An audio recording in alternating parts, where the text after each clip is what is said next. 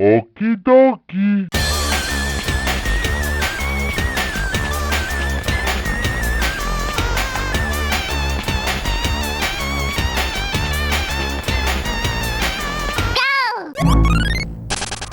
If we're gonna have a list about scary things in Nintendo games, it would be a crime not to include Luigi's Mansion. But to be honest, looking back on it, it's really not as scary as I remember it being. I mean, it has its moments, like the baby? Wait, how do I kill the baby again? How do I? And who could forget Bogmire? I could. I completely forgot this guy was a thing. His music is actually super good though. Oh yeah, gotcha. Oh yeah, I do it, got it. Yeah, hello?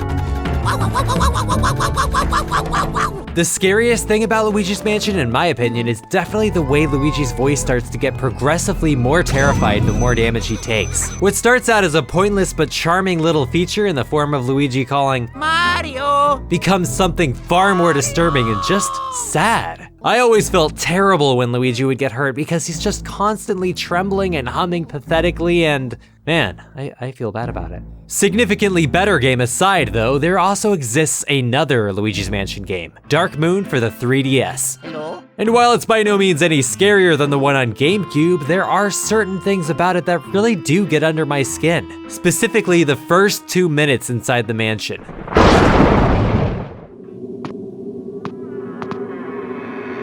The nails on a chalkboard sound of a door creaking, like, I mean, really creaking. The whooshing noise of who knows what entering the room. And most creepy of all, what sounds like the undying breath of some sort of sinister specter.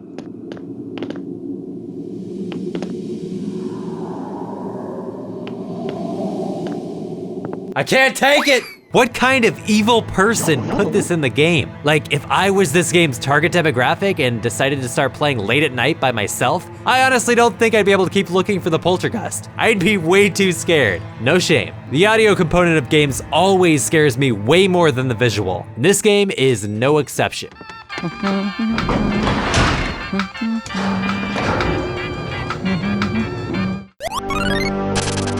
Fire Emblem games aren't exactly known for their scares, you say? oh wait, you're right. No, you're wrong. It's a different kind of scare. Traditionally, games will scare you by throwing creepy monsters at you or filling the world with unsettling atmosphere. But Fire Emblem takes it a step further by giving you a cast of awesome and adorable anime character tropes and then killing them permanently. This leads to some serious suspense and incredibly frustrating moments, none of which are highlighted better than in the Fog of War sections. Fog of War is a mechanic that was, for better or worse, discontinued with the introduction of the 3DS Fire Emblem games. What makes it so terrible, aside from not being able to see anything, is that the enemy AI somehow has fog vision goggles and can mess you up immediately. In other words, you're the only one crippled by the fog, and they will punish you for it. Ho! Well, they punish you for it. But it's cool, we got this.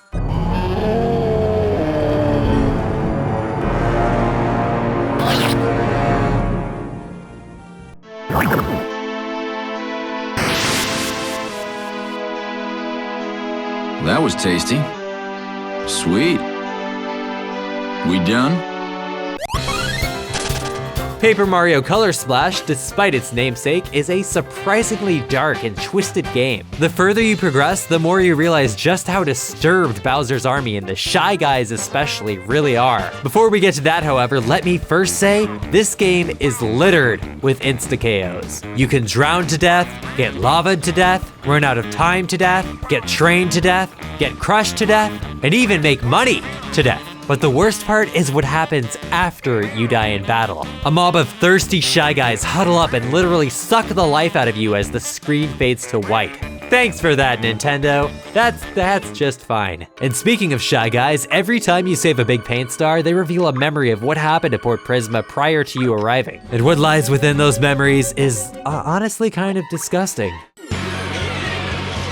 Look at all this. Am I just supposed to ignore the obvious innuendo? Avert your eyes, children. Don't look at the sun.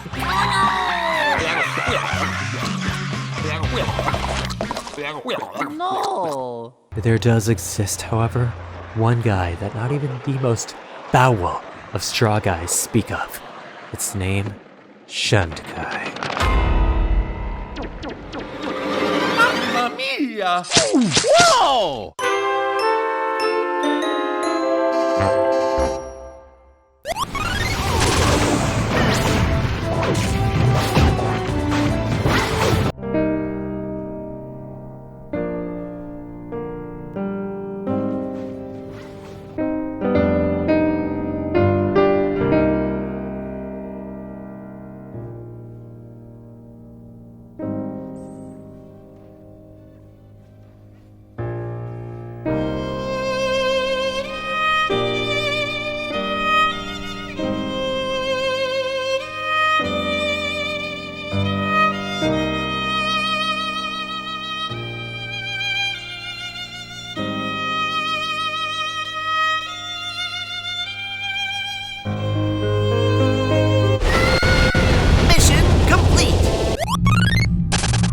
When I think of horror and the Legend of Zelda, my first thoughts go, of course, to the Redeads and that which we do not speak of.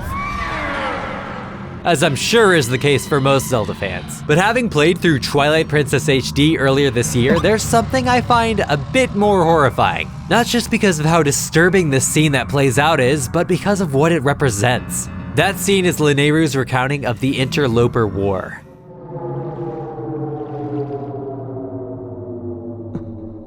Linnayru, the Spirit of Light, explains that the land was created by the three goddesses, and for a time, peace reigned. But at the first sign of a sacred realm existing, a realm offering potentially unlimited power for its finder, even the best of friends found that they could cut each other down without a second thought. Seeing this represented in Ilya and Link especially, both characters meant to reflect absolute good, is more than a little bit harrowing.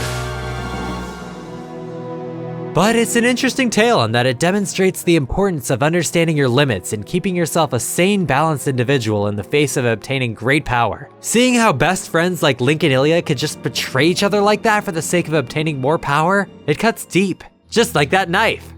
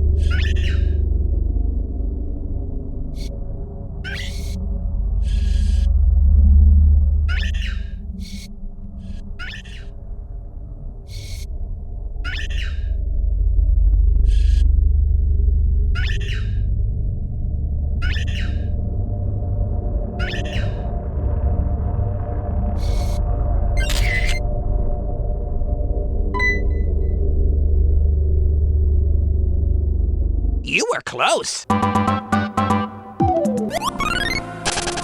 With dark and atmospheric worlds lacking in pretty much any sense of cheer or playfulness, it's arguable that the Metroid series is not very Nintendo for Nintendo, which may explain why it's dead. And so you think the series would be a shoo-in when it comes to a list of scary things in Nintendo games, and it is. Meet SAX.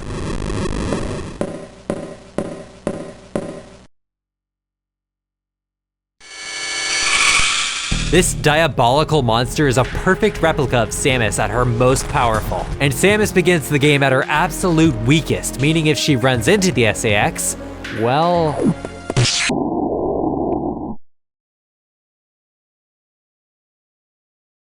Hello?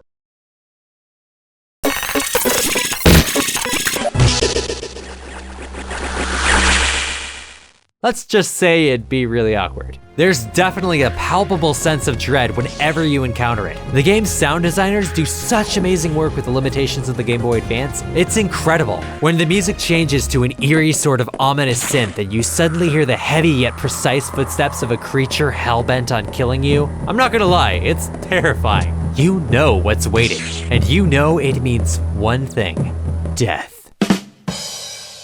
Like, I was playing with my headphones off and kind of accidentally ran into it, and I swear, I screamed so loud my neighbor's dog started barking at 12 in the morning. Play Metroid responsibly, kids. But look, that may be the obvious choice and was initially what I was gonna go with. But I recently played through Zero Mission for the first time in years and I've changed my mind. The SAX may be scary, but you don't encounter it all that often, and when you do, it's pretty easy to avoid. That, and I beat it without taking a single hit of damage. I'm just so good at Metroid, you guys, you have no idea.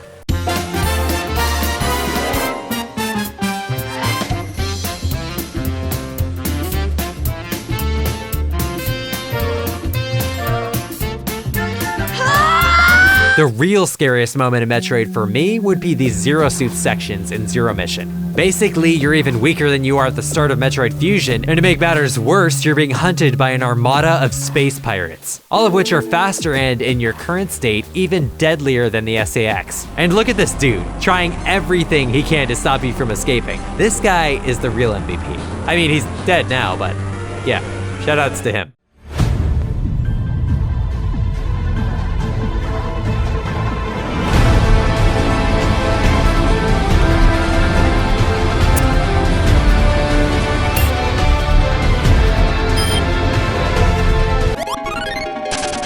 Everybody who's anybody knows that the world of Kirby is actually kind of terrifying. Actually, no, it's actually incredibly terrifying. Not for Kirby, obviously, but for everybody else. And I feel like to combat the living embodiment of terror that is Kirby, the Kirby universe relies upon equally terrifying monsters in the form of things like Marks and whatever this thing is to destroy him. But Kirby never dies.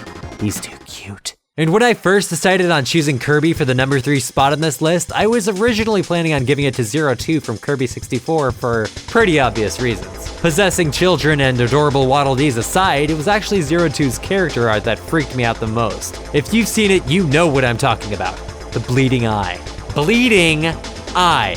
In a children's game. Horrifying. But then I picked up Kirby's Dream Land 3 out of curiosity, finished it to completion, and why is everything in this game so terrifying? I was expecting a cute little crayon romp through Dreamland with some of Kirby's cutie pie friends, and what do I get? Little fox and raccoon people and their babies? Oh wait, that's actually not that scary. The final boss, however, takes everything you thought you knew about Kirby and turns it on its head. This is where the series truly took a turn for the dark, disturbing, and demented. At first, you think it's just the typical King DDD boss fight, but once you've fully depleted his health, he reanimates as some sort of flying, fanged Pac-Man monster and lashes out at you. And just when you think that is over and done with, the spirit flees the Penguin King's body and returns in the form of dark matter. And finally, Zero. Zero 2 may be disturbing in its own right, but anything that straight up transforms from a giant shadow ball into an even bigger monster and slices its own flesh to shoot bolts of blood at you is on a whole other level. And just when you think that's it, I've seen it all. An eyeball within an eyeball erupts out of its socket in a shower of blood and attacks. But it's pretty puny and you just have to sort of watch as Kirby slaps it continuously. Like, really? Why? That would hurt so bad. But to be honest, I don't really care. You're disgusting and deserve to die. Eat love, love, stick! Throughout the campaign of Star Fox 64, everything is leading up to the penultimate battle with Andross. And what does the game do to get you prepared for that final fight? It pits you against an increasingly massive lineup of bosses, each more intimidating than the last. And after fighting terrifying bosses like the Lava Mantis and the giant enemy Clam, I'm pretty sure I could take on a monkey scientist. I mean, that doesn't even sound that...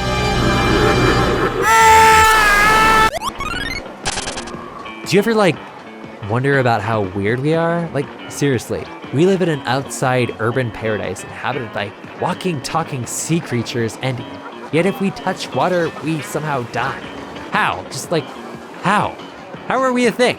How is any of this a thing? You know? I mean, the other day I saw an airplane go by. Who's piloting that thing? One of us? Have we evolved far enough to be able to do that? I don't know, man. I don't know.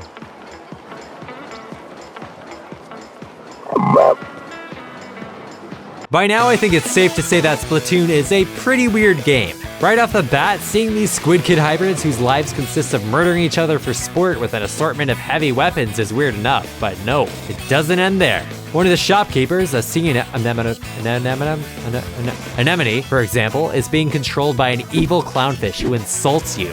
Rude! There's a sea urchin that deals in the black market and helps you out in exchange for eating these timid little things called sea snails, even though they're obviously just a glammed out version of the rock mushroom from Super Mario Galaxy 2. And then there's, of course,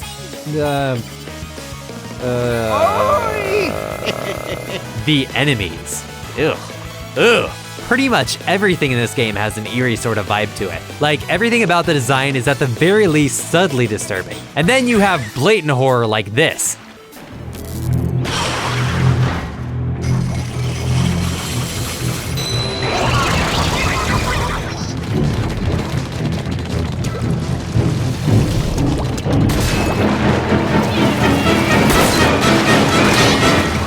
There's even some sort of hidden lore in the game that hints at the history of Inkopolis, the Inklings, and the Octarians. And while it is all pretty vague and nebulous, it's still weird enough to at the very least make me feel pretty uncomfortable. One second the scrolls are talking about the Squid Sisters having their first concert, and the next we're looking at weirdly detailed and realistic portraits of adult Inklings and Octarians partaking in wartime conversation.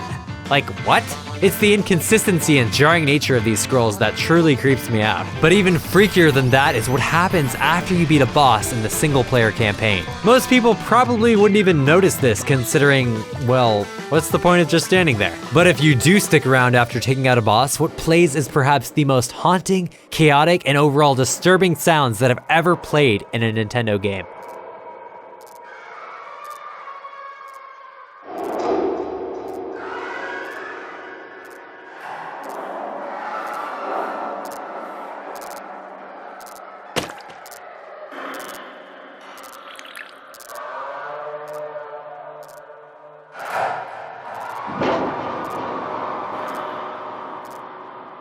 It sounds like a mix of a train going off the rails, metal clashing upon metal, and most frightening of all, these guttural wails of agony, like there's some sort of terrifying host of monsters crying out in both anger and pain. Having looked up an explanation for this weird anomaly, what makes this audio even more messed up is that the game's director doesn't even know where it came from. While he was primarily in charge of the effects and mechanics of the boss, he did request that some of the staff handle some of what he just didn't have the time for. So obviously someone must have inserted these noises, but who?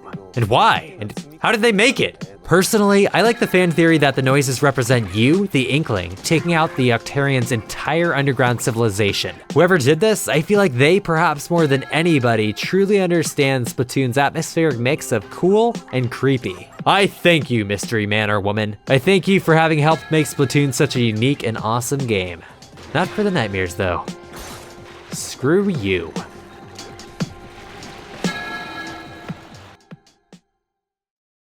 Thanks for watching. Feel free to let me know about your scariest things in Nintendo games. Follow me on Twitter, like me on Facebook. Until next time, don't forget to always keep it toasty.